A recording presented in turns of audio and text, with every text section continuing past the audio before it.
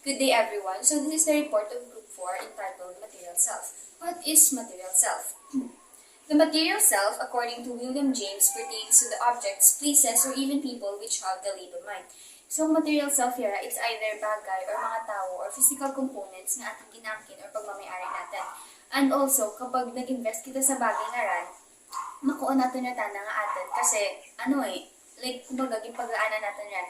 So, also, pwede man nga tao nga nag-reflect sa imo nga sarili. For example, ang imo nga family or imo nga mga friends. So, in this lesson, matakaw natin ang 4 ka components nga nabilong po sa material self. So, first is our body. The innermost part of our material self is our body. Intentionally, we are investing in our body. We are directly attached to this commodity that we cannot live without. We strive hard to make sure that this body functions well and good. So, diba, there are people who get their certain body parts insured. Patas kayo sa natakol last time kang, kang group 4 kang BSN Math man, ang may mga artista nga ginapa, nga nagapa-surgery kang andang alawas kasi puhunan ng dara ng andang alawas. So, para sa atin, diba, since, diba, may pagmamayari natin ng isa kabagay or like may pagmamayari ka, diba, ginahalungan natin tana. So, since, pagmamayari natin ng ating lawas, dapat gidman ginahalungan natin tana. So, kung gusto mo magpa-surgery dahil na-insecure ko sa part kang lawas mo ngaran, edi sige, kung amo lang man na makapagpasadyakan mo, diba, edi why not, diba? Like, tawag gani ka patas gani sa akin, hambal ko sa sarili ko, kapag sa sunod, pag nagkaroon akong ubra and makaya ko rin nga magpa-surgery, maparhinoplasty ako kasi sara sa kang insecurities ang aking narawas. So, syempre, for us to be able to look good, di ba ginaubra natin ang tanan para magmukha kita nga presentable man sa panarakan ng iba. So next to our body are the clothes we use. Influenced by the philosophy of dress by Herman Lotz, James believed that clothing is an essential part of the material self. The fabric and style of clothes we wear bring sensations to the body which directly affect our attitudes and behavior. So clothing is a form of self-expression. We choose and wear clothes that reflect ourselves. So kumbaga, for example, para sa akin, kumbaga sa pamamayo ko, gina-express ang aking na sarili.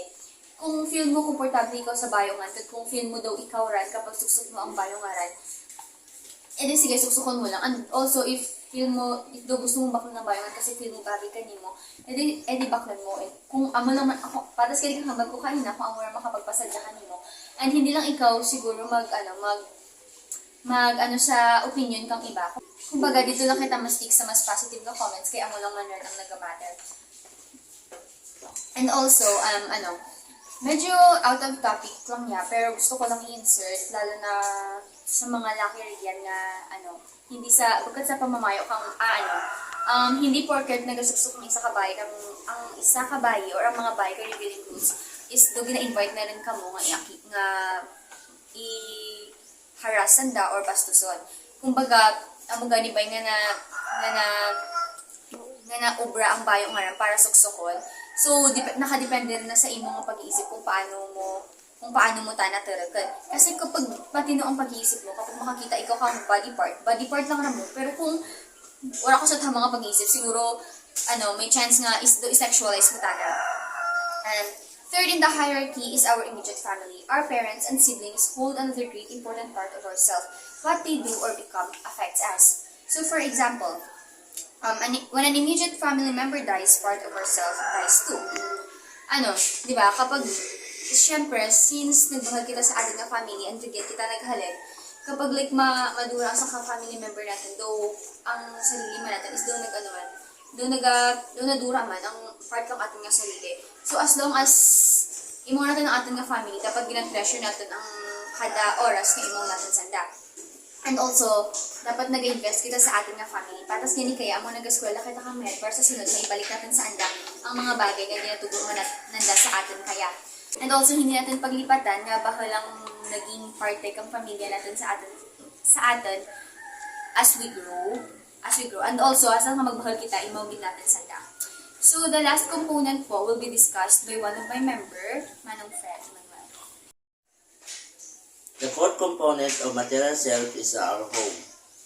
Home is where our heart it is. It is the earliest nest of our selfhood.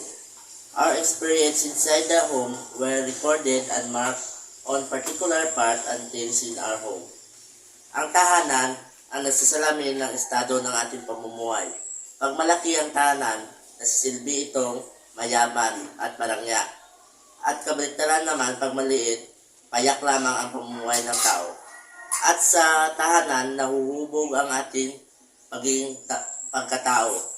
Halimbawa nito ang pagiging malinis. Pag malinis ang ating bahay, napapakita ito ng kalinisan at kasipagan natin.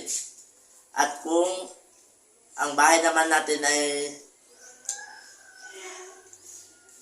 makalat, nagsisimbolo ito ng pagiging irresponsable at tamad natin tao. Having investment of self in things made us attached to those things. The more investment of self given to the particular things, the more we identify ourselves to it. Harvard psychologist in the late 19th century, William James, wrote in his book The Principles of Psychology in 1890 that understanding the self can be examined through its different components. He described these components as its constituents, the feelings and emotions they arouse, the actions to which they prompt.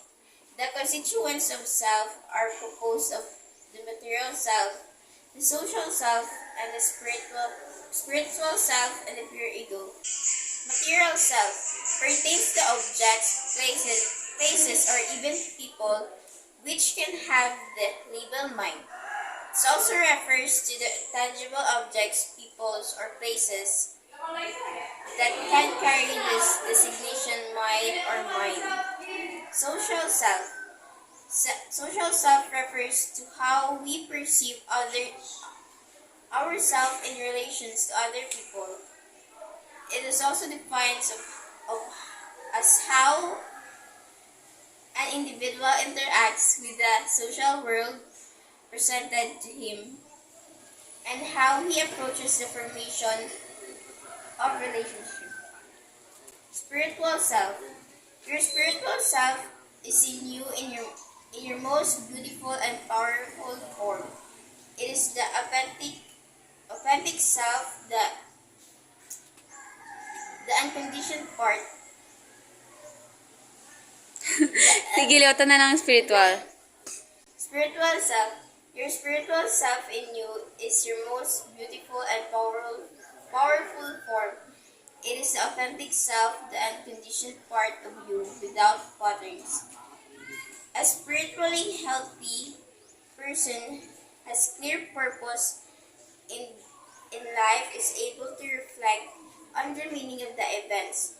They also have clearly defined ideas of right and wrong and are able to act accordingly.